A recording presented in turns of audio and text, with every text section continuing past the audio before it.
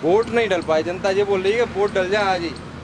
जितने से ज़्यादा जीती है ना वो 57-58 हज़ार जीती है, 60 हज़ार से ऊपर से आ रही है। क्या का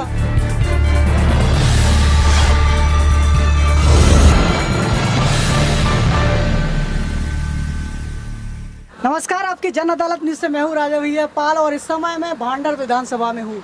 और आज भांडर विधानसभा में एक ऐसी शख्सियत से हमारी खास मुलाकात होने जा रही है जिसे हम ही नहीं जानते बल्कि पूरा मध्य प्रदेश उनको जानता है, जो एक बार विधानसभा का चुनाव भी लड़ चुके हैं, कई चुनाव वो अब तक लड़ चुके हैं।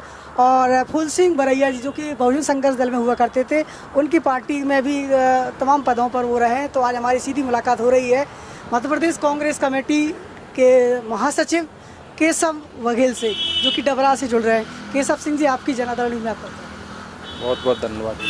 केशव सिंह जी, जिस तरीके से जो आपका कैरियर रहा है, तो आपकी राजनीतिक कैरियर की शुरुआत कब हुई? मेरा राजनीतिक कैरियर बरैया जी जब प्रदेश अध्यक्ष बनने वाले थे उस समय मैं प्रदेश कार्य समिति में सदस्य था। बरैया जी जब प्रदेश अध्यक्ष बने तो मेरा वोट उसी में था, प्रदेश कार्य समिति में। हम लोगों ने बरैया जी के लिए वोट डाला था प्रदेश अध्यक्ष बनने के लिए 2000 में मैं प्रदेश का कार्यकारिणी सदस्य था बसपा से। हाँ, बरैया जी जब प्रदेश अध्यक्ष बने बसपा से, माननीय कांसीराम जी ने वो चुनाव करवाया। केशव सिंह जी, जिस तरीके से फूल सिंह बरैया के बारे में यदि अपन चर्चा करते हैं तो फूल सिंह बरैया का क्या है इतिहास, क्या है उनकी राजनीतिक पृष्ठभूमि? फूल सिंह बरैया मानवर कांसीराम जी की जो राजनीति है उनसे बहुत प्रभावित हैं।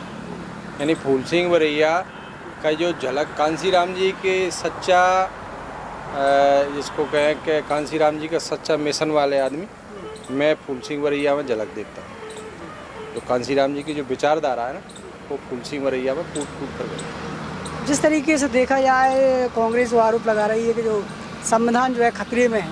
किस तरीके से खतरे में है? संविधान इसलिए खतरे में है कि संविधान में लिखा है, डॉक्टर अंबेडकर बाबा साहब ने लिखा है कि एक वोट एक कीमत, वन वोट वन वैल्यू। और आज वोट की जो कीमत है, आज किसी को कौन सा कितना कमज़ोर आदमी हो और चुनाव लड़ने वाला चाहे कितना ताकतवर हो, चाहे गुंडा हो, नेता हो, कौन सा भी हो, लेकिन वोट वाले के सामने एक वोट एक कीमत। यानी एक आम आदमी की कोई कीमत है, एक राजा महाराजा की।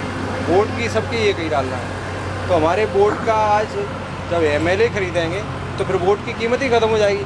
लोकतंत्र में ये लिखा है जब एमएलए बिकेंगे तो वोट की कीमत कहाँ है? ये संविधान खतरे में ही, तो और क्या है भाई। हमारा लोकतंत्र में जब जनता का ही वो बोल वाला नहीं रहेगा, जनता की ताकत ही खत्म हो जाएगी, तो लोकतंत्र खतरे में ही होगा।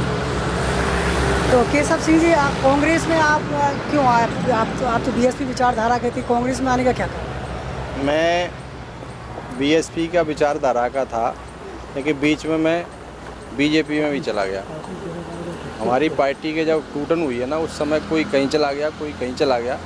इसके कारण, पार्टी की टूटन के कारण ऐसा होता भी है।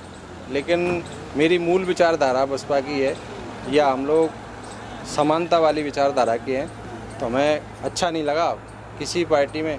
यहाँ पर कांग्रेस में थोड़ा हमारी विचारधारा दिखती है। दूसरा, फूल सिंह बरैया जी हमारे नेता हैं यहाँ पे, तो हमें लगा कि हमारा नेता वहाँ सब कुछ ठीक ठाक है, नेता के हिसाब से चलना ठीक भी रहता है। केशव सिंह जी, जिस तरीके से आपके यहाँ जो है 20 साल से लगभग वहाँ इमरती देवी कब्जा कर उनका चल रहा है, तो किस तरीके से देखते हो कि इस चुनाव में आप इमरती देवी वहाँ से चुनाव हार सकती है?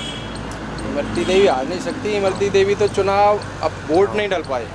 आज जनता का जो मूड है ना, वोट नहीं डल पाए। जनता ये बोल रही है कि वोट डल जाए आज ही। तो जितने से जीती ना उतने से ज़्यादा से ना हारा ना, तो बताएं जितने से ज़्यादा जीती है ना वो 57-58 हज़ार से जीती है, 60 हज़ार से ऊपर से हारेगी।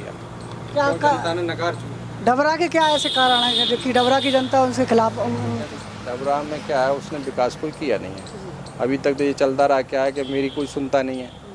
अब 1.5 साल में जो लोगों ने देखा कि मंत्री बन गई, मंत्री बनने के बाद उसका जो अहंकार है, अहंकार 7वें आसमान पर हो गया। किसी की सुनना धुनना तो किसी की नहीं है। और हमारे कार्यकर्ता, अपने कार्यकर्ताओं की आँख फोड़ने लग गई है।